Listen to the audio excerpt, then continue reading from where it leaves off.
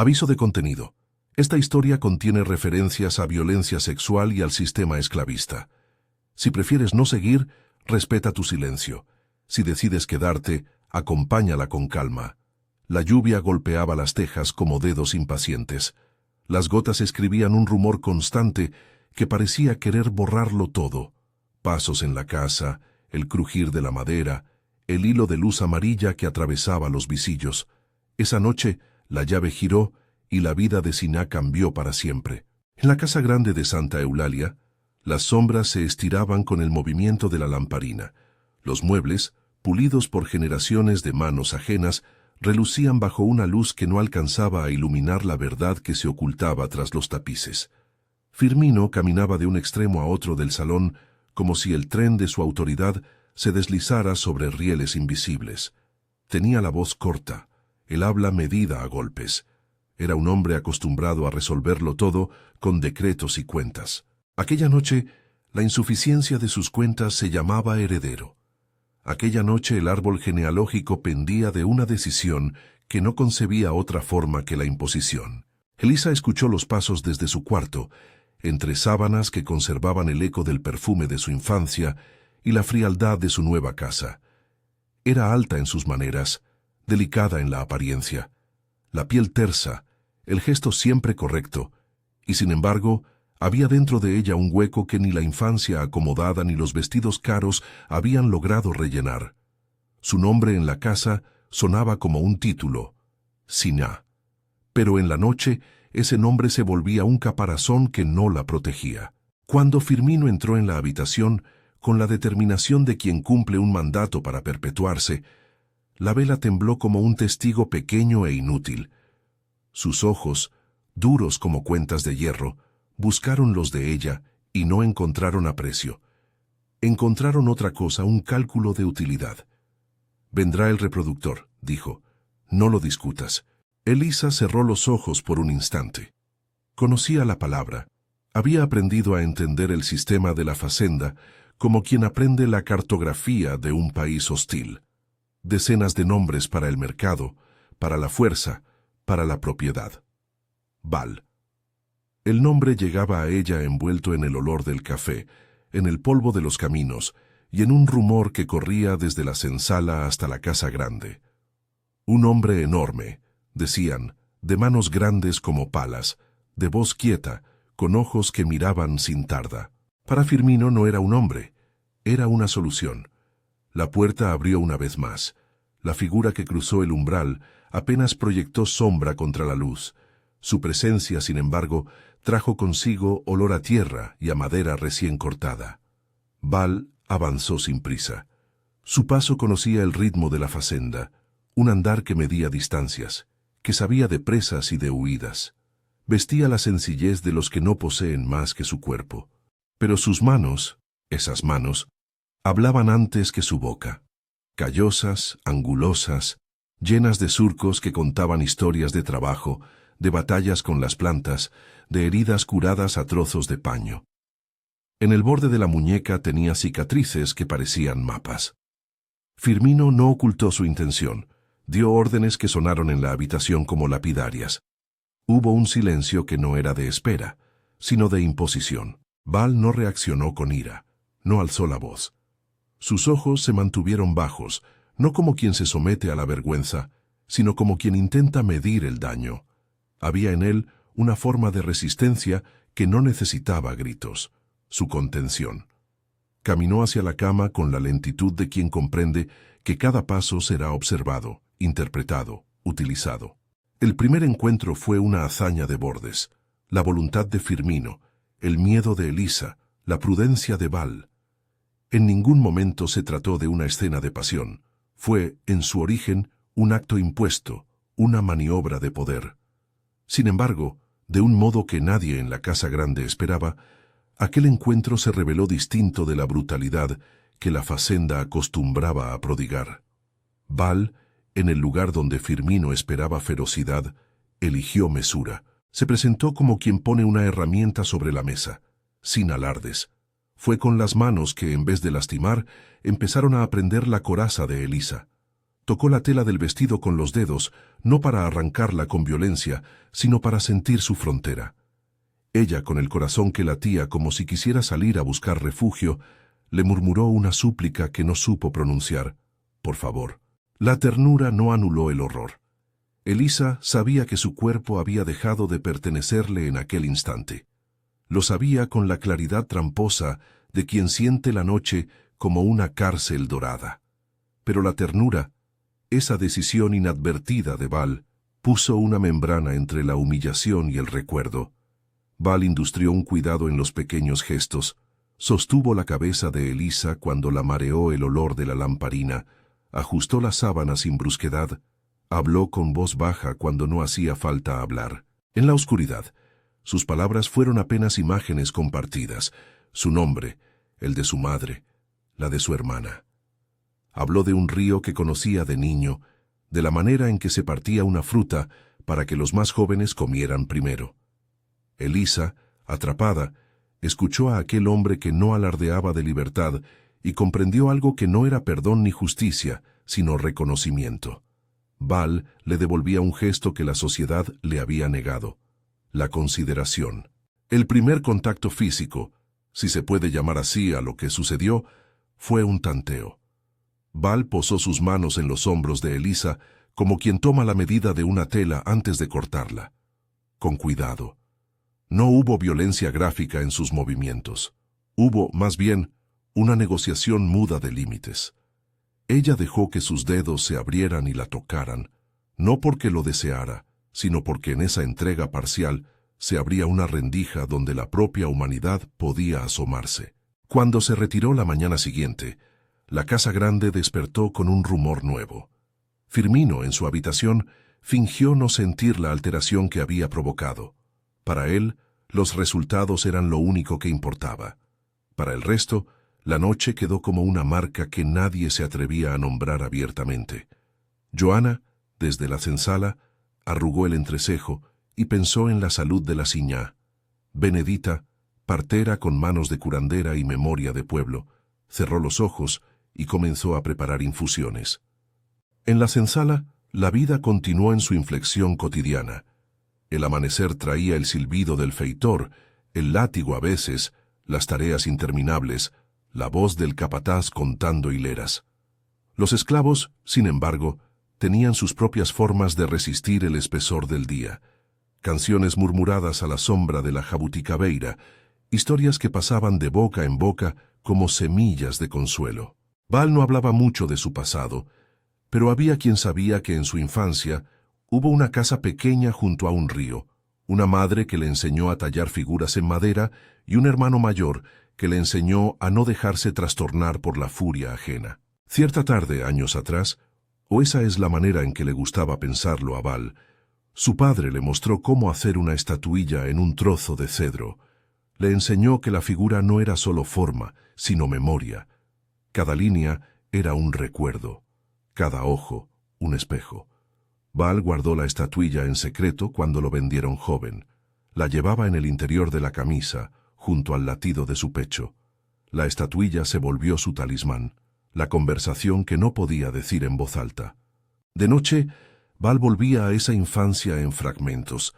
Recordaba a su madre untando café en pan, a los vecinos que reían con ganas, a la primera vez que sintió miedo por un hombre que venía con malas intenciones.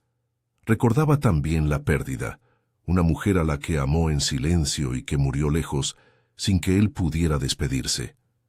Esa pérdida lo había templado, no lo había quebrado, pero sí había hecho de su mirada algo que no se dejaba engañar por promesas. Era fácil imaginar que Elisa en la casa grande era una figura sin grietas, pero a su modo ella también llevaba una bolsa de pequeñas derrotas. La infancia dirigida por institutrices, el matrimonio impuesto por conveniencias, el silencio que se convirtió en hábito para no despertar sospechas. Su relación con Firmino había sido una larga serie de concesiones. Él le había dado estatus, ella le había dado la fachada que necesitaba. Entre ambos, la casa grande latía como un corazón que ignoraba su propia enfermedad. Después de aquella primera noche, algo cambió en los pliegues de la vida cotidiana. Val fue llevado a cumplir sus tareas al amanecer con la normalidad que exige el sistema, pero de noche regresaba a la casa grande. No en ceremonias públicas, no en encuentros oficiales que pudieran manchar la reputación del coronel, en secreto. Eran visitas mesuradas, como quien entra a una biblioteca ajena para mirar solo un libro. Entre la lamparina y la penumbra, acostumbraron a hablar. Las conversaciones al principio fueron de lo más sencillo: utensilios, nombres de personas, una costumbre que resume el mundo. Con el tiempo las conversaciones tocaron la memoria, el cuerpo, el miedo.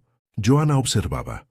Joanna, mujer de más años y de lengua afilada por la vida, supo ver lo que nadie quería ver: la fidelidad con la que Val cuidaba a la Siná, y la manera en que la Siná respondía con una mezcla de gratitud, culpa y miedo. Joanna no dijo nada a la casa grande. No lo había hecho nunca sin pensar primero en la sobrevivencia de quienes dependían de ella. Sabía que la voz pública sería un látigo. Prefería ser sombra que cuchillo. Benedita, por su parte, fue la primera en sospechar lo que la naturaleza estaba a punto de confirmar. Como partera, su oficio le permitía percibir los hilos que la carne no muestra: la hinchazón discreta, los cambios de tono en la voz, el modo en que una mujer resguarda su vientre aunque no lo tenga. Preparó sus remedios y en secreto dejó una jarra de té frente a la puerta de Elisa, como quien deja un amuleto. Una tarde de mercado, mientras Firmino discutía con un comerciante sobre precios de tierra, una noticia empezó a recorrer a paso lento la facenda. Elisa estaba embarazada. La palabra se deslizó con cautela entre los cirios y los campesinos, entre las voces que a la vez se escabullían y se dirían a medias. Para Firmino, la noticia fue un golpe que parecía haber sido diseñado para humillarlo. El heredero no sería de su sangre, o eso sospechaba. La facenda, que había funcionado durante años con la lógica del orden, entró en una grieta. Firmino, hombre de orgullo, buscó la forma de tapar la fisura. Elisa, en su alcoba, miraba la sombra de la jabuticabeira recortada en la pared por la luz de la tarde. Pensó en la estatuilla de Val, que ella ahora guardaba bajo su almohada, como si el objeto pudiera representar toda una verdad que nadie debía saber. Sostuvo en la mano la madera calorosa y la dejó deslizar por los dedos hasta que su tacto le recordó la textura de otras manos. Las manos de Val, manos de trabajo, manos que habían tocado la tierra y ahora, de algún modo incomprensible, también tocaban la suya. Hubo ternura genuina entre ellos, pero también hubo culpa. La ternura no borró la imposición original, no borró la violencia sistémica que hacía de Val un objeto en la mirada del coronel. Aquella ambivalencia, en vez de disolverse, se fue volviendo una constante. La relación era a la vez refugio y evidencia, un secreto que a cada encuentro se hacía más difícil de contener. Val, por su parte, sentía la contradicción en sus músculos. Cuidar a la Siná equivalía a poner piezas de su propia dignidad en bandeja. Sabía que la facenda podía devorar aquello que se mostrara demasiado humano. Lo entendía con la claridad de quien ya había visto al mercado partir familias y al fuego consumir esperanzas. Y sin embargo, no podía dejar de asistirla. En cierta ocasión le dijo, en voz baja y con la honestidad de la que no presume, que no pedía nada a cambio. Sus ojos, al decir eso, no ocultaban la verdad de sus palabras. No pedía restitución. Pedía que su humanidad fuera reconocida, aunque fuera en secreto. Las estaciones siguieron. La cosecha del café dio frutos amargos y dulces, los granos marchitos por la lluvia, los empleados exhaustos, el feitor con su látigo que era a la vez miedo y herramienta. Entre esas rutinas, el embarazo de Elisa fue creciendo como una planta inverosímil en una sala donde no cabían más señales de vida que las que la facenda toleraba. Francisco, aunque todavía no era un nombre oficial, empezó a hacer un proyecto sostenido en silencio. Elisa hablaba a su vientre con frases en voz baja, como quien intenta enseñarle a un niño a no temer el mundo que lo verá nacer. Las conversaciones que antes quedaban en la penumbra se volvieron más íntimas. Hablaron de lo que sería criar a un hijo en una tierra que no otorgaba derechos por voluntad propia. Hablaron de cómo esconder la verdad si hacía falta, de cómo dar al niño las herramientas para sobrevivir. Val enseñó pequeñas cosas que conocía: cómo sostener una herramienta, cómo escuchar el rumor que anuncie lluvia, cómo identificar una fruta madura con el tacto. Elisa le enseñó, torpemente, a decir ciertos nombres en la lengua de la casa, nombres que el niño no debería pronunciar si algún día quería ser respetado por la estructura dominante. Era una instrucción que ambos consideraban necesaria y ridícula a la vez. En la senzala, los ojos se posaban en la casa grande con un nuevo brillo. Los que veían entendían que si un niño con rasgos de Val nacía en Santa Eulalia, la facenda tendría un enigma que no sabría resolver sin romperse. Algunos se alegraban por el posible puente entre mundos. Otros, más pragmáticos, vieron peligro. Firmino nunca perdonaría una afrenta a su linaje. El sistema no toleraba fisuras. Mientras tanto, Firmino no se quedó quieto. Era un hombre de recursos, y ante la sospecha, movilizó sus instrumentos: escuchas, cuentas, favores a compradores de otros sertoes. Decidió que había que actuar. En su cálculo, la mejor manera de encubrir el desliz era deshacerse del elemento que lo hacía incontrolable: Val.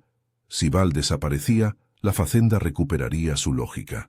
La solución tenía la frialdad de un procedimiento administrativo: avisar a un comprador en Minas, recibir el pago y enviar al hombre lejos, donde la noticia podía ser domada con distancia.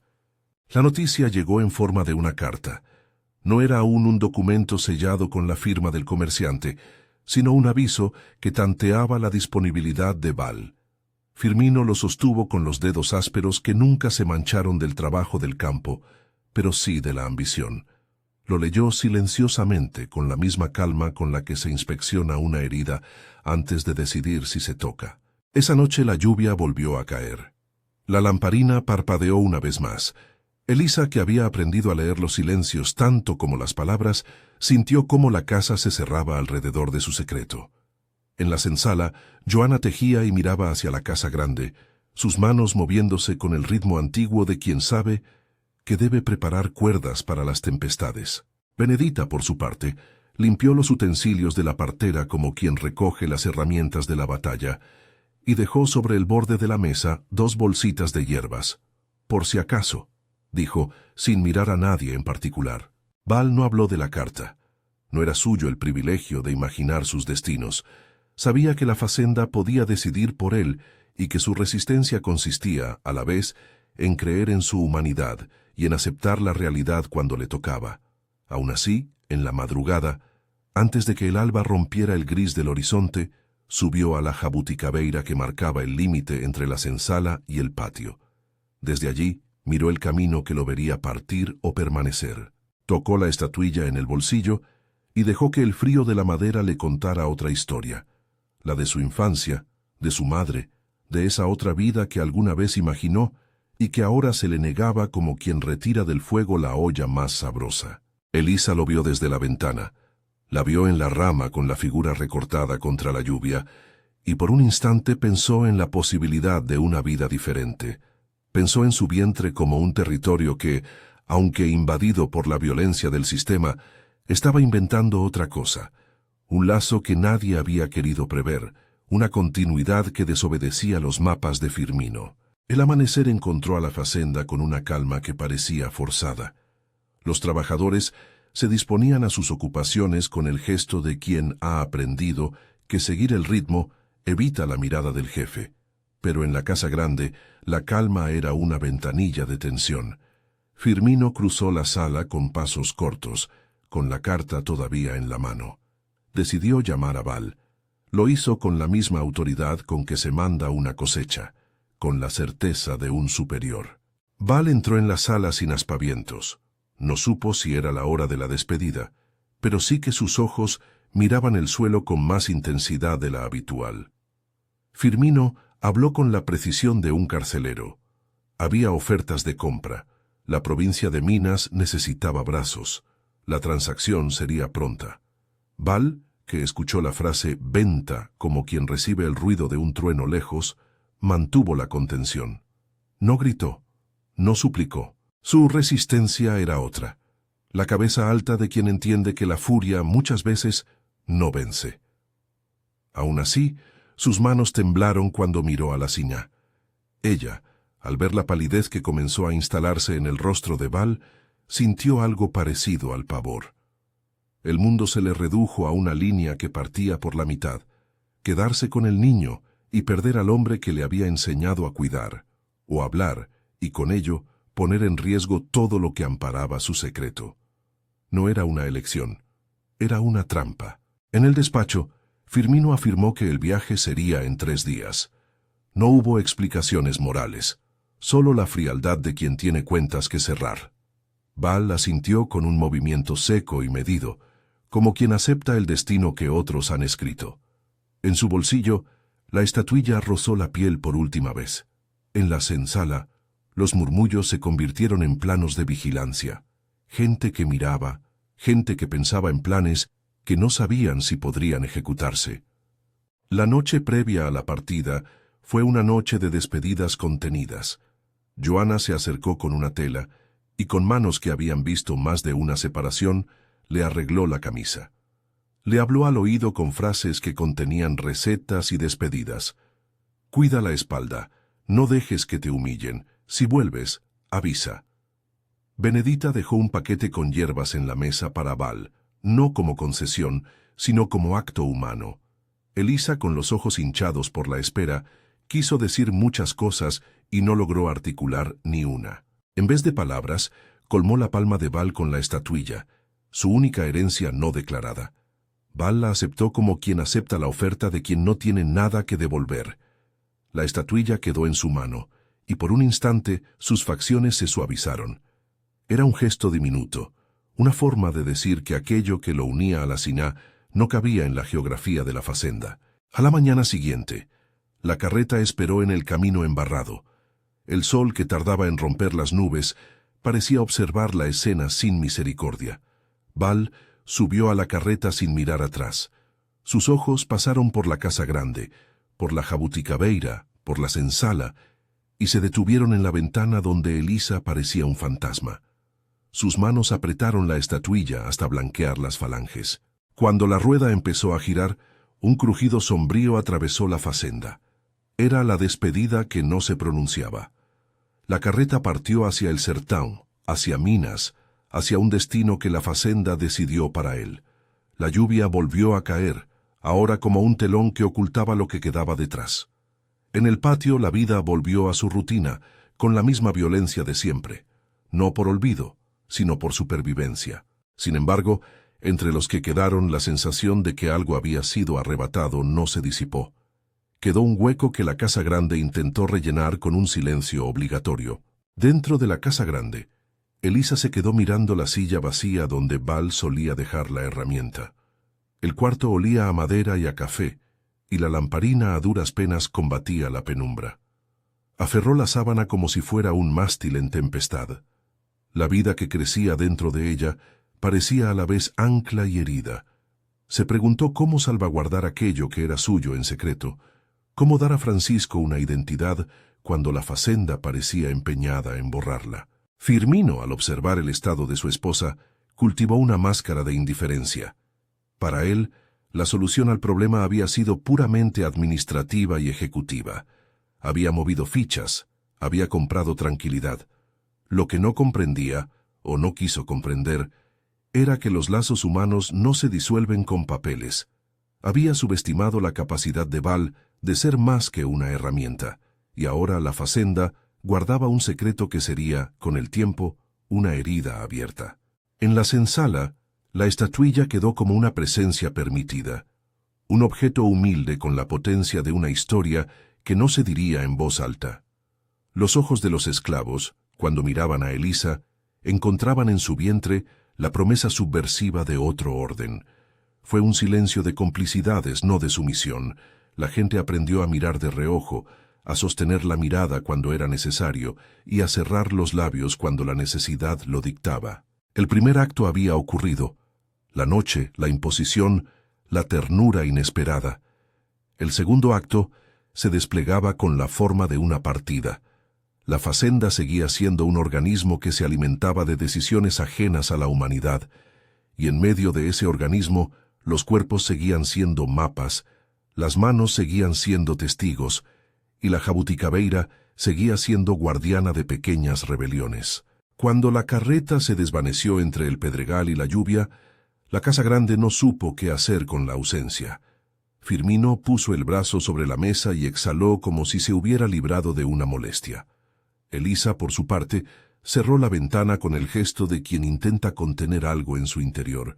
No eran respuestas, eran sobrevivencias. La noche que cambió la vida de Siña no se resolvía en un claro. Había dejado semillas en el barro de Santa Eulalia, promesas que no se veían todavía, posibilidades que apenas comenzaban a existir en su forma más tenue. En la penumbra, la figura de Val se alejaba hacia un horizonte incierto, con la estatuilla apretada en su puño y un hijo en camino en la casa que acababa de abandonar. Y en la casa grande, la Siná aprendía la profundidad de una soledad que, aunque llena de vida en su interior, la convertiría en custodio de un secreto cuyo peso no había medido del todo. El reloj de la casa grande siguió marcando horas y la lluvia fue disminuyendo hasta convertirse en un rumor. Afuera, la armadura de la facenda se ordenó. Adentro, en la senzala, se tejieron planes pobres y hermosos para resistir la ausencia. Nadie en Santa Eulalia imaginaba aún que la partida de Val sería el primer gesto de algo mucho más grande, un hilo que con el tiempo podría llevar a un heredero que no aceptaría la lógica del latifundio. En el cuarto de Elisa, la estatuilla que había quedado en la almohada parecía pesar más que cualquier documento. Con ella, cada noche, la Siñá aprendía a sostener la verdad. Un cuerpo había sido violado por la lógica de la propiedad, pero en ese desmontaje, las manos habían aprendido a cuidar. La misma fuerza que le había sido arrebatada de algún modo, la devolvía en forma de una decisión que todavía no tenía nombre. El tren de la historia empezó a moverse, pero iba con la lentitud de las máquinas antiguas. Al principio un chirrido, después un rugido contenido. Santa Eulalia, con su casa grande y su senzala, con su jabuticabeira y sus montones de café, seguía siendo un mundo dividido. Pero debajo de la división, en los pliegues que nadie quería ver, se tejían pequeñas rebeliones. Un gesto, una estatuilla, una palabra al oído.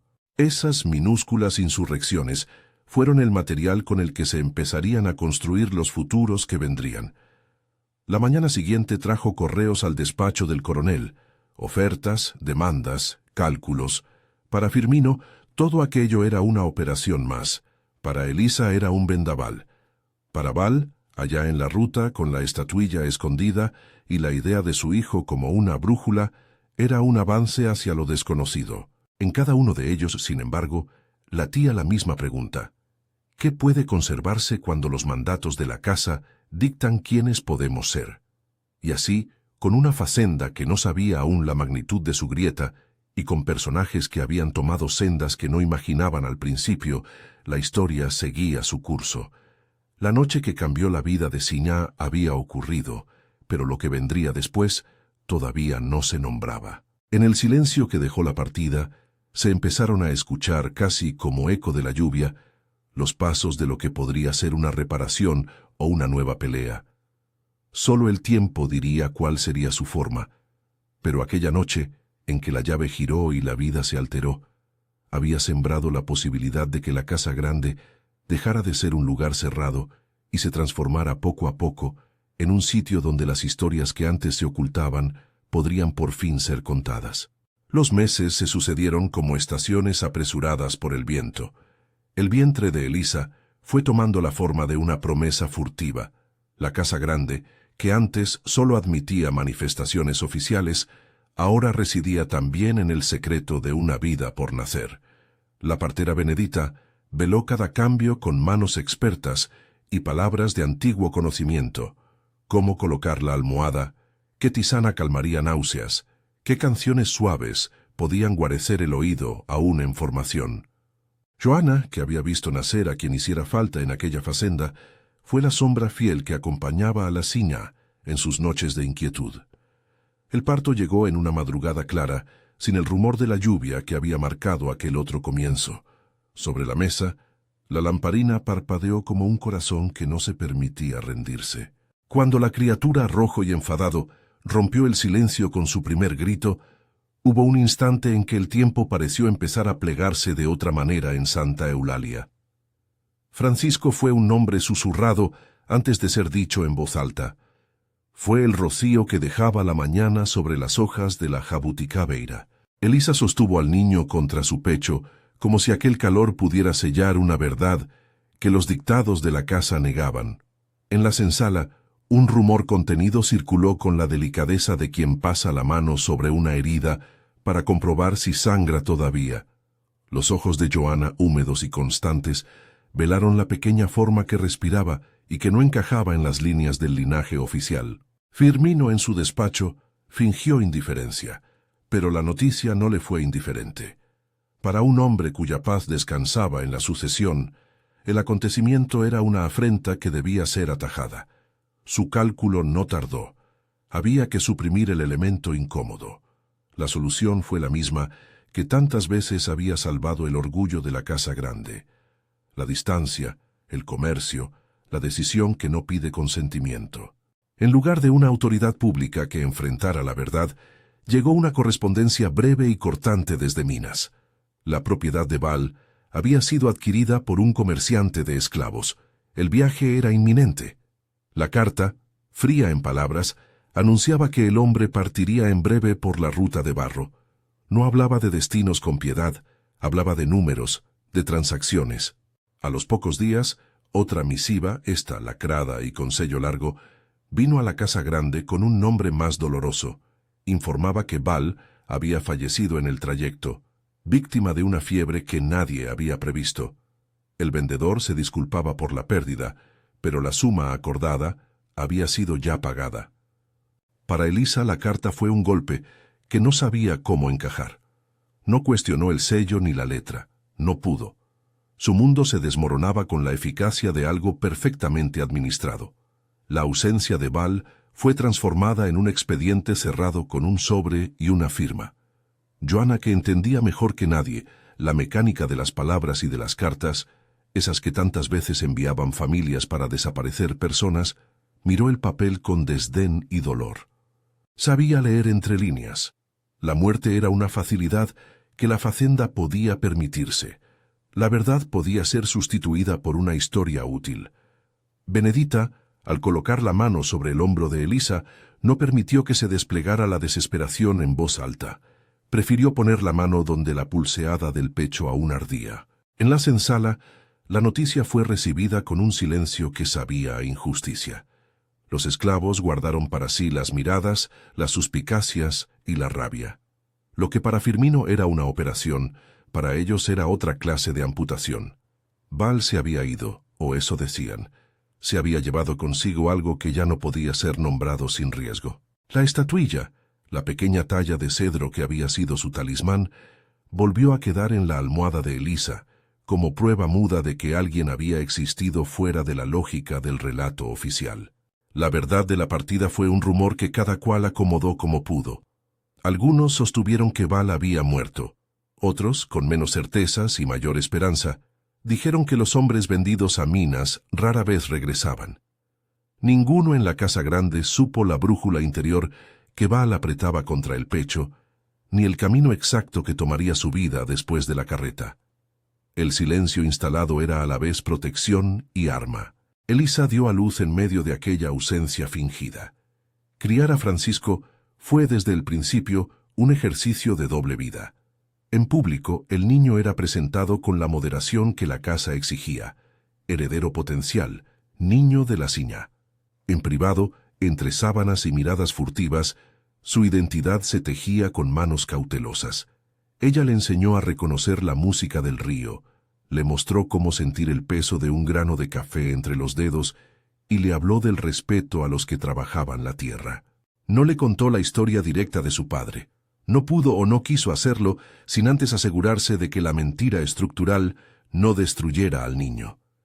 Pero el cuerpo del niño decía otra cosa de forma inevitable. Desde que comenzó a crecer, los rasgos de Francisco hablaron con claridad.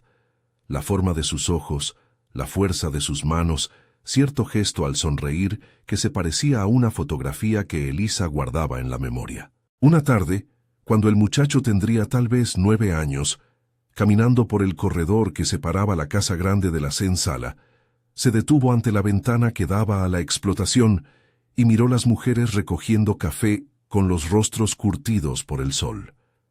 «Madre», dijo con la inquietud simple de un niño que descubre una disonancia, «¿por qué no me parezco al coronel?».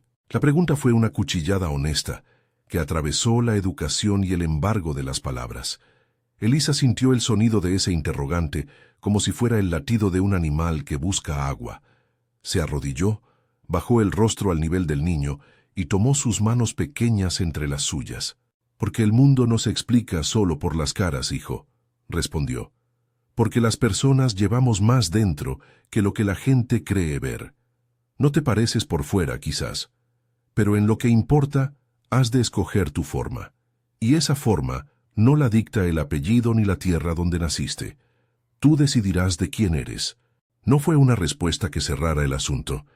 Hizo nacer en Francisco una inquietud que lo acompañaría como una sombra luminosa.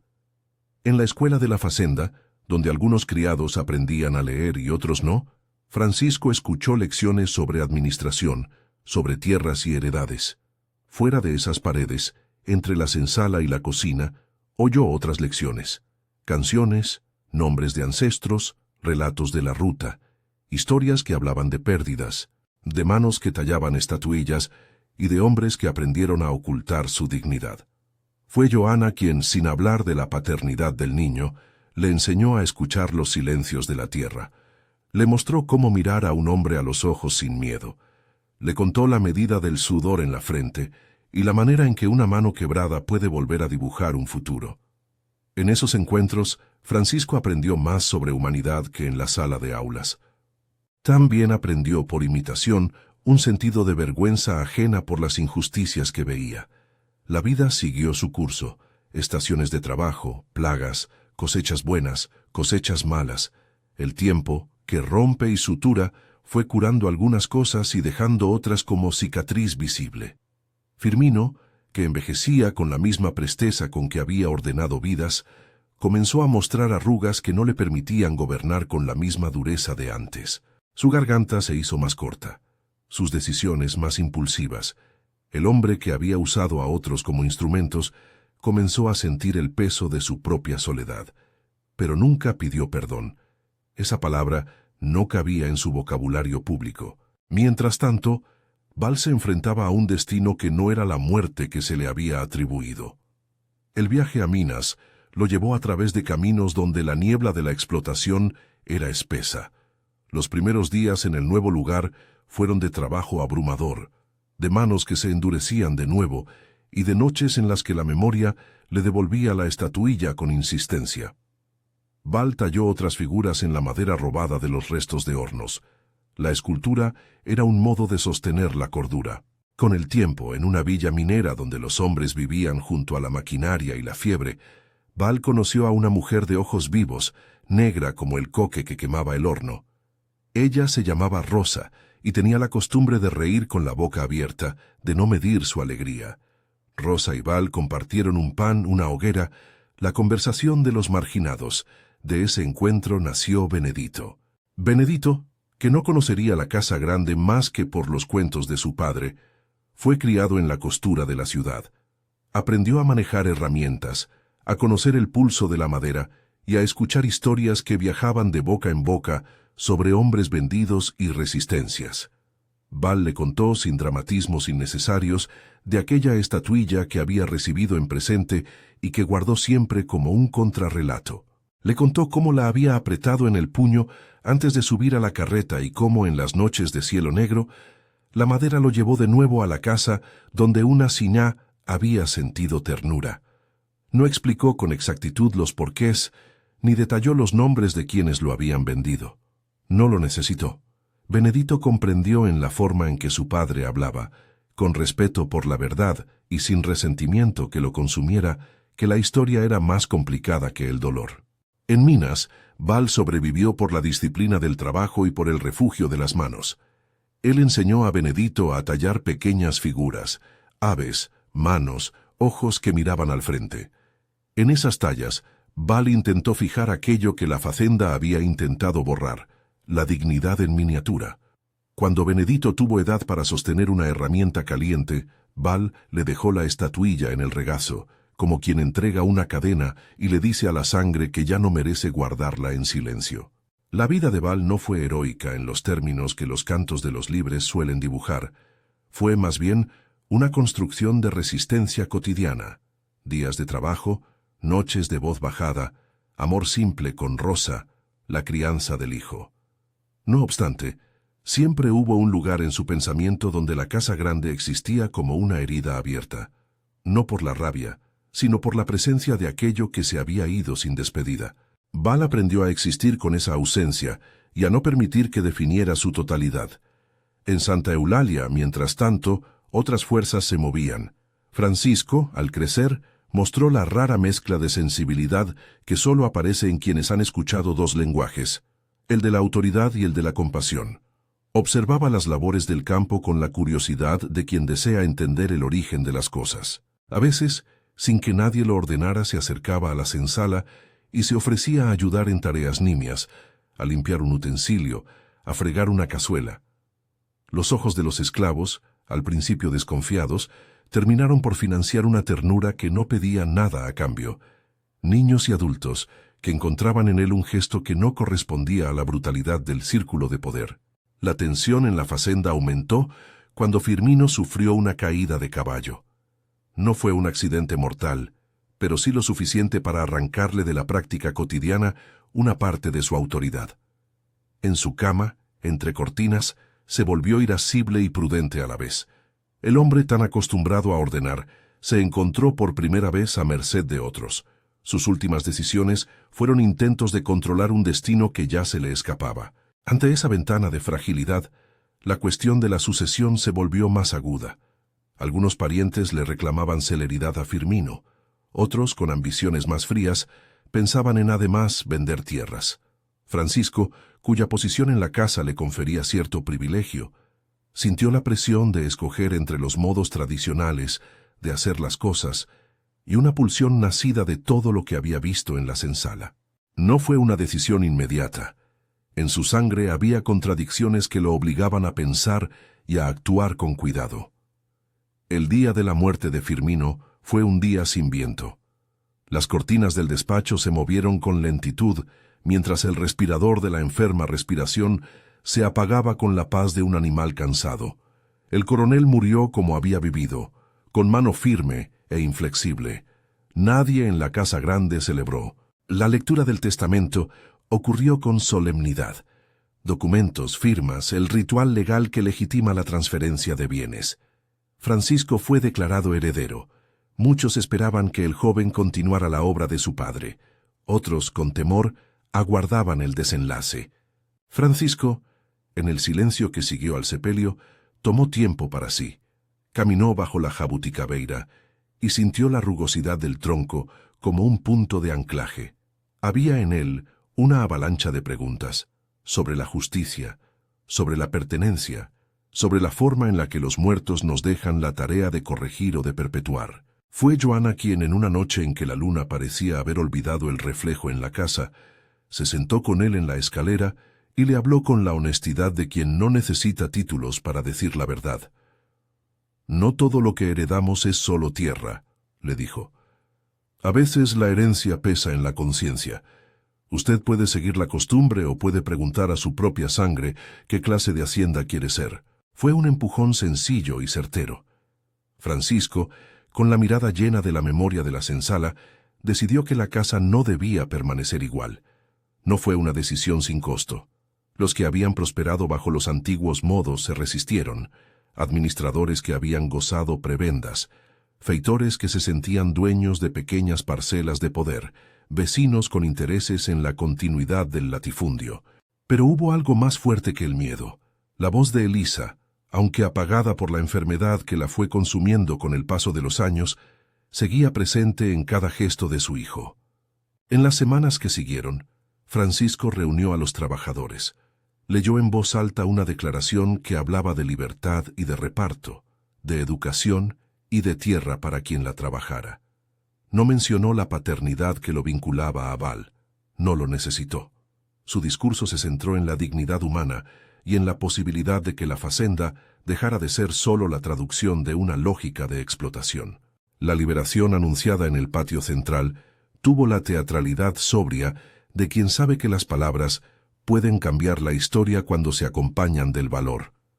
Al escuchar los nombres leídos, muchos se quedaron sin comprender todavía el alcance. Algunos lloraron, otros miraban a su alrededor como si la realidad fuera a desmentir que aquello era posible. Joana sollozó en silencio, con una mezcla de alivio y temor. Benedita, desde la cocina, dejó caer un pañuelo en su pecho como si con ello fuera a detener una marea. Francisco no se detuvo en la liberación. Formó un consejo en el que integró a quienes antes no hubieran tenido voz. Capataces reconciliados, hombres y mujeres libres, que supieran del café y de la tierra. Repartió parcelas pequeñas, no como dádiva, sino como arranque de autonomía, mosaicos de tierra donde habría que sembrar de otra manera, con reglas nuevas. Creó también un taller de carpintería y tallado, donde antiguas manos podían recibir paga por su trabajo y enseñar a generar objetos con los que comerciar en mercados próximos. El primer pedido de nácar vino, con sorpresa, de una ciudad cercana. Las manos que antes recogían granos ahora modelaban estatuillas, bandejas y utensilios que viajeros compraban por su sello de autenticidad. No todo fue paz. Tuvieron que hacer frente a quienes consideraban la medida una afrenta. Un feitor que perdió sus privilegios intentó incendiar un cobertizo. Un peón mayor amenazó con una revuelta que fue disuelta por conversaciones tensas pero honestas. Francisco, lejos de la ley igualitaria que muchos predicaban, fue pragmático. Se aseguró de pagar deudas, de crear contratos, de formalizar acuerdos que dieran seguridad a los nuevos propietarios. Sabía que la justicia no era solo un decreto, era un tejido de certezas que debía construirse paso a paso. La Facenda cambió. Sus veredas dejaron de ser únicamente tránsito de órdenes, se hicieron caminos comunes. La cocina central comenzó a servir a trabajadores desde otras parcelas que ahora eran suyas. La vieja senzala fue convertida parcialmente en aulas. Allí se leía y se escribía, se contaban historias antiguas y se enseñaban técnicas de cultivo que no necesitaran tanta mano de obra ni tanto látigo. La jabuticabeira, que había sido centinela de secretos, se convirtió en punto de reunión para encuentros donde se discutían las nuevas reglas. Francisco, de vez en cuando, subía a la rama más baja y se sentaba a mirar el horizonte en silencio. Elisa vivió para ver parte de esa transformación. Su cuerpo, minado por una tristeza que ninguna medicina había logrado sanar por completo, se fue apagando con la serenidad de quien ha cumplido la función de guardar la verdad. En sus últimos meses, dedicó su día a pequeñas ceremonias, plantar un árbol joven, enseñar a Francisco una canción que le había cantado Joana, vendar las manos de los ancianos que venían a pedir su consejo. No habló abiertamente del padre de Francisco. Prefirió que su hijo lo encontrara en los gestos, en la forma de sostener un martillo, en la manera de mirar a quienes trabajaban. Fue un legado hecho de silencios y de presentes. El último día de Elisa fue luminoso. El sol se posó sobre la casa con una amabilidad que parecía perdonar las faltas del pasado. La siñá pidió que la acostaran bajo la jabuticabeira. Francisco y Joana sostuvieron su mano. Benedita, con la sabiduría de los remedios y la aceptación, guardó silencio y dejó que la mujer se durmiera. Cuando su pecho dejó de subir, hubo un hilo de calma que atravesó la Facenda. No hubo fiesta. La congoja fue contenida en abrazos y en miradas que entendían la pérdida y el alivio. La sepultura elegida para Elisa no fue en el patio principal ni en el lugar de los señores. Francisco decidió enterrarla a la sombra de la jabuticabeira, donde la siñá había tantas veces mirado el paisaje y donde la estatuilla había quedado como testigo. La tierra recibió flores, manos y promesas. Aquella tumba, sencilla y rodeada de voces, se convirtió en un sitio de memoria. Allí se plantó un nuevo brote, y la familia y la comunidad se acomodaron alrededor como quien empieza a practicar un diálogo que se prolongará en generaciones. Pasaron años. Las estirpes se mezclaron, las parcelas encontraron rutinas de asociación, y el nombre de Francisco se fue convirtiendo en referencia en la región por su modo de gestionar la tierra con justicia. La fazenda, transformada, se abrió a mercaderes que compraban café no por su rendimiento, sino por la historia de su producción, por su labor ética. Aparecieron escuelas, el taller de tallado se robusteció. De las manos de antiguas esclavas y de antiguos capataces salieron objetos que contaban otra historia, la de la posibilidad de un trabajo remunerado y de la creación de patrimonio común. En algún lugar lejos de Santa Eulalia, en Minas y después en otras ciudades, la estatuilla que Baal había llevado consigo tuvo su propio tránsito. Benedito, ya hombre, se convirtió en tallador reconocido en su contexto. Aprendió a valorar el mercado sin renegar de la memoria. Llevaba consigo la madera que había heredado de su padre y la capacidad de narrar sin rencor. Con los años, movido por la necesidad de saber, por el deseo de cerrar una herida y por la fuerza de la genealogía, decidió regresar alguna vez a la fazenda que había pertenecido a la historia que su padre tantas veces mencionó en voz baja. El encuentro fue sencillo y potente. Benedito llegó a Santa Eulalia cuando la fazenda ya no era la fortaleza que había conocido la infancia de Baal. Llegó como viajero con un cofre que contenía tallas, una carta y entre ellas la estatuilla de cedro que había pasado por tantas manos. Las noticias de su llegada corrieron como sucede con los hechos que la memoria desea ver confirmados. Francisco, ya con canas y con la calma de quien ha hecho su elección, fue el primero en encontrarlo. Se reconocieron en la manera de sostener la mirada. En Francisco, la curiosidad de quien sabe que es heredero de un secreto. En Benedito, la esperanza de quien trae noticias que pueden sanar. El viejo taller, convertido ahora en espacio de encuentro, acogió la conversación que ambos necesitaban. Benedito abrió el cofre y dejó que la estatuilla apareciera, como si aquello fuera un objeto que necesitara respirar. «Mi padre», dijo Benedito, «no murió en el viaje. Vivió, trabajó, fue a lugares que no esperaba y otras manos lo atajaron. Me enseñó a tallar para que la memoria no se perdiera en el polvo. Me dijo que había dejado algo allí, y yo he venido a entregarlo. No fue una especie de venganza ni un ajuste, fue una confirmación. La versión oficial que decía que Baal había muerto en el trayecto era una invención creada para callar la complicación moral de quienes habían decidido mercar con vidas. La revelación no anula el daño, pero sí devuelve a Baal un lugar en la historia que la fazenda había querido borrar. Francisco sostuvo la estatuilla entre sus dedos, mirándola con la misma atención con la que alguien observa el pulso de un animal agradecido. La madera tenía ahora marcas de muchos caminos, raspaduras, barnices, signos de manos diferentes. En esos gestos estaba la vida de Baal, su permanencia en la memoria viva de su hijo, su oficio y su legado. Francisco no necesitó más pruebas. La certeza de que Baal había vivido después de la carreta fue suficiente para cerrar parte del círculo. La comunidad que acompañó la llegada de Benedito entendió la importancia del presente. No se trataba de reescribir la historia para negar los crímenes del pasado, sino de incorporar la verdad a las escuelas, a las placas, a las conversaciones. Francisco, con la serenidad que da la edad y el hecho de haber hecho justicia al repartir tierras, tomó una decisión simbólica: colocar la estatuilla en un lugar donde todos pudieran verla, no como una reliquia para los curiosos, sino como un recordatorio de que la memoria exige nombres y rostros. Con el pasar del tiempo, Santa Eulalia se transformó en más que una finca.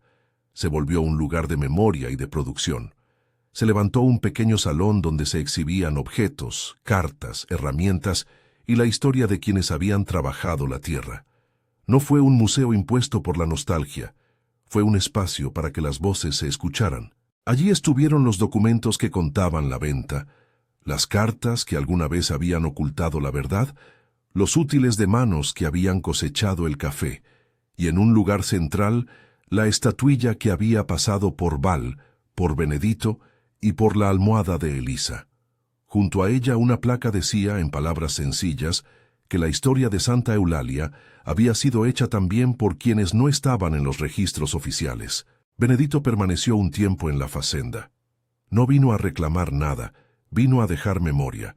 Contó historias a los niños de la escuela sobre su padre, sin dramatismos ni rencor, con la naturalidad de quien entiende que la vida de los hombres es un tejido.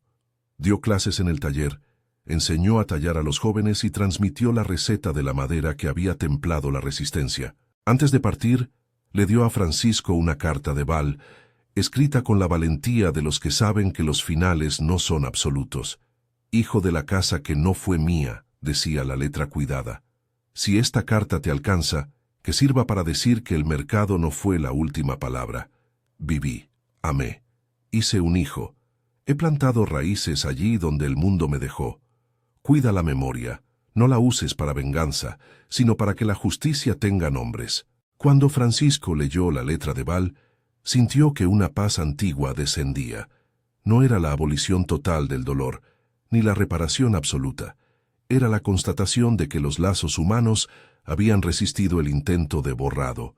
Décadas después, con la fazenda convertida en un sitio de trabajo compartido y en un taller de oficios, la historia de la Siñá, de Val y de Francisco fue siendo contada en voces variadas. Algunos visitantes venían atraídos por la leyenda, otros por el café, otros por la enseñanza sobre cómo reconstruir una comunidad después del abuso. Se hicieron jornadas de memoria, lecturas públicas y talleres donde se enseñaba a reconocer la complejidad de las herencias.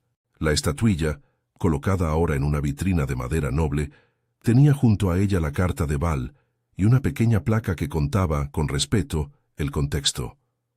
No fue un acto de exorcismo, fue un gesto de reparación simbólica.